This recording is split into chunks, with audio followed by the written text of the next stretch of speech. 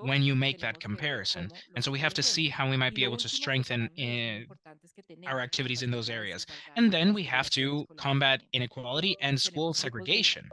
There are groups of students with high income homes that have the best opportunities.